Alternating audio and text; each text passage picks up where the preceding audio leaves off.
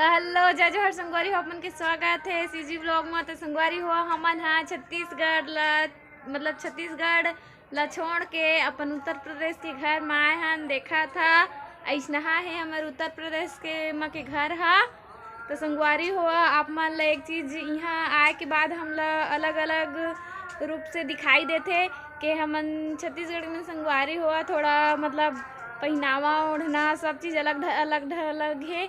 और यहाँ के पहनावा ओढ़ना संगवारी हो ऐसे है कि देख के ठीक लगते भी, लेकिन हमारो तरफ के जैसे नहीं रहा है।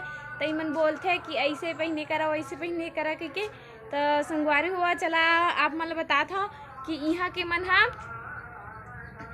यहाँ के मतलब जो महिला होते तेन मन पूरा मुड़ी ढाके थे। संगवारी हो हमारे छत्तीसगढ़ के मन देखे हमन तो इसने ही थन और यहाँ के मन देख बे देखा था तो संगवारी हो यहाँ के मन ऐसने रही थे मुड़ी ला ढाके एकदम तो पार चाहे रेंगत रही कुछ हपचा जाए ऐसे ढाके रही थे। संगवारी हो यहाँ के मन मैया तो संगवारी हो मतलब भारी अलकरहा लगी से के कैसना इनकर मतलब पहनावा ओढ़ाना कैसना रेंगना बुलना चालना यहाँ के कैसना स्थिति है। मतलब अजीब लगी संगवारी हो। यहाँ घर ला देख के मैं बका के संगवारी